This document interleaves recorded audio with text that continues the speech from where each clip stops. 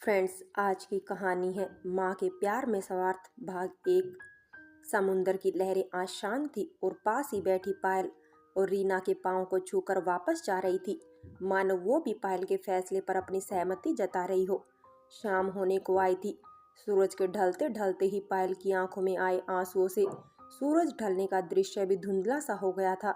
पर आज पायल जान गई थी, समझ गई थी, माँ बनने के लिए 9 महीने तक संतान को कोख में रखकर ही नहीं ममता का अनुभव किया जा सकता, बल्कि माँ शब्द का सही अर्थ तो इस समाज के द्वारा बताए गए सभी बातों से परे है। इतना सोचते ही पायल को खुद एहसास न हुआ कि कब उसकी सोच उसे समय के उस दौर में ले गई जहाँ उसका पैदा होते ही समाज ने उसके अपने होने से अभागन नाम दे दिया। पायल के पैदा होते ही उसकी माँ चल बसी। पत्नी प्रेम में दुखी हुआ प्रदीप सब छोड़कर चल दिया। ये भी न सोचा उसका अंश इस दुनिया में नन्हे कदम रखाया है। घर का माहौल भी गमगीन हो गया था। संतान के पैदा होते जिसकी माँ चल बसे, पिता छोड़ जाए, पर यदि वो संतान लड़की हो तो हमारा समाज उसे क्या कहेगा? अभागन। पर इन सभी बातों को नकारते हुए उस घर में कोई और भी था जिसने इन सब बातों की परवाह न करते हुए उस अभागन को गले लगा लिया और अपनी बेटी का दर्जा दिया। यह कोई और नहीं बल्कि पायल की बड़ी अम्मा ही थी, जिसने उसे अपनी ही संतान बनाया और उसका पालन पोषण भी किया। हालांकि बड़ी अम्मा की अपनी एक बेटी थी, संध्या, जो पायल से लगभग 1 वर्ष ही बड़ी थी। दिन बदले, मौसम बदले और इसी तरह बड़ी अम्मा की दोनों बेटियां हंसते खेलते एक साथ बड़ी हुई। संध्या और पायल दोनों जवान हो गई थी और अब बड़ी अम्मा को दोनों के विवाह की चिंता सताने लगी। चिंता करने वाली केवल यही एक बात नहीं थी, बल्कि एक और बात थी जो बड़ी अम्मा को अंदर ही अंदर खाई जा रही थी। बड़ी अम्मा ने कभी भी संध्या और पायल में फर्क नहीं किया, लेकिन लोगों ने बड़ी अम्मा को भड़काने की बहुत कोशिश की। अरे तू क्यों इस अभागन को बेटी मानती है? ये कभी भी तेरे घर में भाग्य नहीं ला सकती। न न, पायल तो मेरी पुत्री है, भला अपनी बेटी भी माँ का भाग्य बिगाड़ सकती है? मंद मंद मुस्कुराते बड़ी अम्मा हमेशा लोगों को यह कहकर चुप करा देती। इधर पायल भी बड़ी अम्मा को अपनी सगी माँ ही मानती।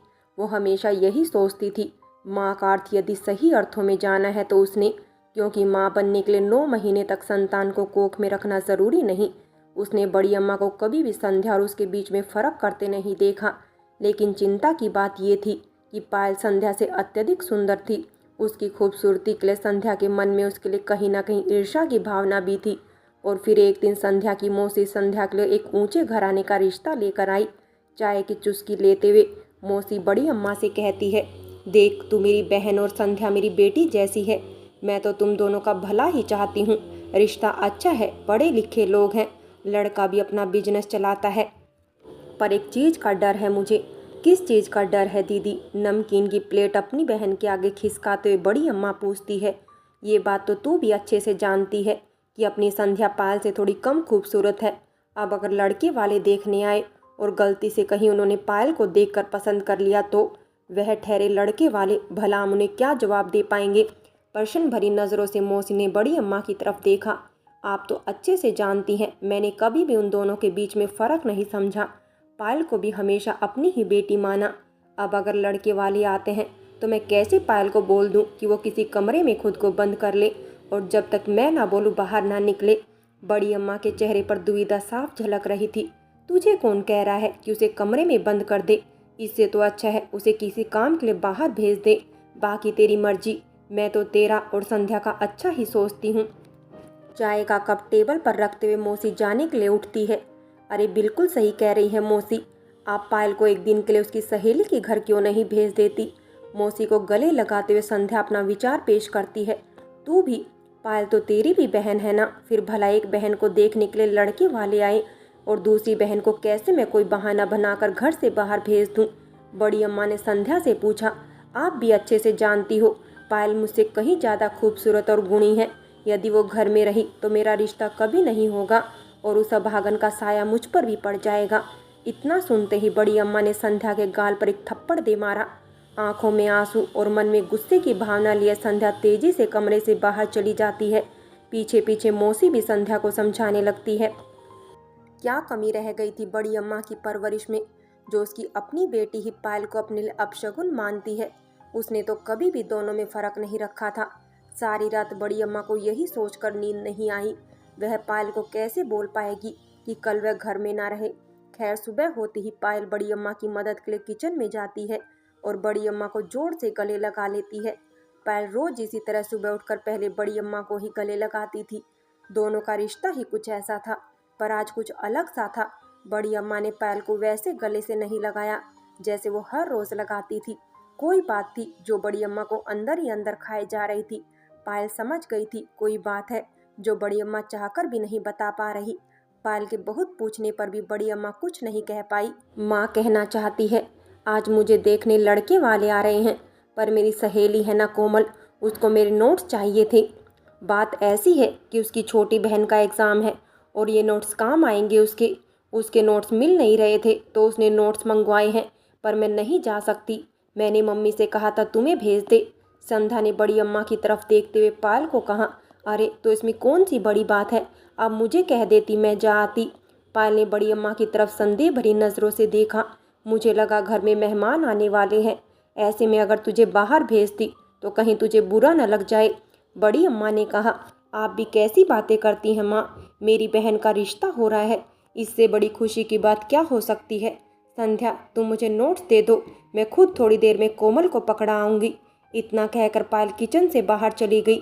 मैं जानती थी आप उसे कुछ नहीं कह पाएंगी, इसलिए मुझे ही यह तरकीब सोचनी पड़ी। संध्या ने अपनी माँ से कहा। उधर पायल ने भी बाहर जाते जाते यह बात सुन ली, पर चुप होकर रह गई। दोपहर का समय हो चुका था, लड़के वाले आते ही होंगे, यह सोचकर संध्या ने पायल को नोट्स पकड़ाए और उसे जाने को बोला। पायल बाहर जा ही रही थी कि गेट पर उसकी टक्कर एक लड़के से होती है और नोट्स गिर जाते हैं। लड़का वह नोट्स उठाने लगता है और देखता है कि उस पर संध्या का नाम लिखा है। आई एम सॉरी, मैंने देखा नहीं, ये लीजिए आपके नोट्स संध्या। लड़का हल्की सी मुस्कान के साथ पायल को नोट्स पकड़ा देता है। तो आप ही हैं संध्या, मिलकर अच्छा लगा आपसे, मेरा नाम सूरज है। हाथ आगे बढ़ाते हुए सूरज अपनी पहचान कराता है। पायल समझ गई यह वही लड़का है जो संध्या को देखने आया है। पायल बिना कुछ बोले हड़बड़ाहट में जल्दी से गेट से बाहर चली जाती है। सूरज को कुछ समझ नहीं आया ये क्या हुआ। तभी सूरज के माता पिता भी आ जाते हैं और सूरज को अंदर जाने के लिए कहते हैं। सब लोग ड्राइंग रूम में बैठे हुए थे। टेबल पर तरह तरह की मिठाइयाँ और नमकीन रखे हुए थे और फिर लड़की को बुलाया गया। संध्या को अपने सामने देख सूरज ने धीमे से अपनी माँ के कान में कुछ कहा। जी, आपने तो लड़की का नाम संध्या बताया था। सूरज की माँ ने संध्या की तरफ देखा, फिर उसकी मौसी से पूछा, यही तो संध्या बच्ची है हमारी। मौसी ने संध्या को पास आकर बैठने का इशारा किया। संध्या अपनी माँ और मौसी के साथ जाकर बैठ जाती है। लेकिन हमने तो बाहर एक लड़की को देखा, हमें लगा वो संध्या है।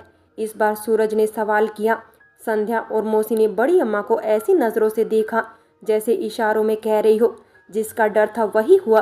तभी संध्या के बाबा चुप्पी तोड़ते हुए बताते हैं, जिसे उन्होंने बाहर देखा असल में वह उनके बड़े भाई की बेटी है, जिसे उसकी माँ के जाने के बाद उन्होंने ही पाला है।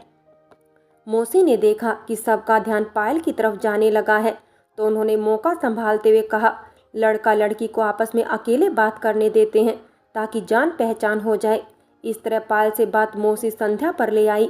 करीब 20 मिनट बाद सूरज और संध्या बातचीत करके अंदर आते हैं।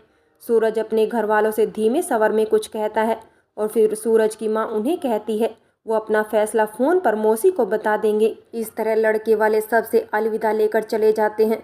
सब जान चुके थे कि फ़ोन पर फैसला बताने की बात केवल बहाना थी। असल में सूरज को पायल पसंद थी, जिसकी वजह से उसने संध्या से रिश्ते के लिए हाँ नहीं की थी। उनके जाने के बाद संध्या रोती रोती अपने कमरे में चली जाती है। बड़ी अम्मा उसके पीछे जाने लगती है कि मौसी उन्हें रोककर खुद संध्या को चुप कराने चली जाती है। मौसी संध्या के सिर पर प्यार से हाथ फेरते हुए पूछती है, बेटी तू क्यों रो रही है, बता मुझे क्या हुआ, क्या कहा लड़के ने। मौसी जानती हो वो पायल को पसंद करता है, मुझसे भी वो बस उसके बारे में ही पूछता रहा। मैं जानती थी पायल के होते हुए मुझे कभी भी वो सब नहीं मिलेगा जिस पर मेरा हक है। संध्या ने रोते रोते अपनी सारी भावनाएं व्यक्त कर दी। अब मुझे ही कुछ करना होगा। इतना कह मौसी कमरे से बाहर चली जाती है। लड़के वालों का जवाब क्या आएगा यह सब समझ चुके थे। बड़ी अम्मा को भी कहीं ना कहीं लगने लगा था शायद पायल को देखने के बाद लड़के ने संध्या के लिए हाँ नहीं की थी। बड़ी अम्मा को बरामदे में बैठा देख मौसी उसके पास जाती है और कहती है, मैंने तुझसे कहा था पायल को आज के दिन घर से दूर ही रखना। फिर भी देख बेचारी संध्या की किस्मत, अनजाने में ही सही पायल उसके बनते काम बिगाड़ देती है। संध्या भी अपनी जगह गलत नहीं है। आखिर वो तेरी अपनी बेटी है, फिर भी तूने उससे पहले हमेशा पायल को ही महत्व दिया। दीदी, आप अच्छे से जानती हैं कि मैंने कभी भी संध्या और पायल के बीच फर्क नहीं किया है। बड़ी अम्मा आंखों में मायूसी लेते हुए अपनी भावनाएं जाहिर करती है। क्या अच्छा है और क्या बुरा, अब यह मैं तय करूंगी। संध्या से पहले मुझे पायल की शादी करनी होगी और मैंने लड़का भी ढूंढ लिया है।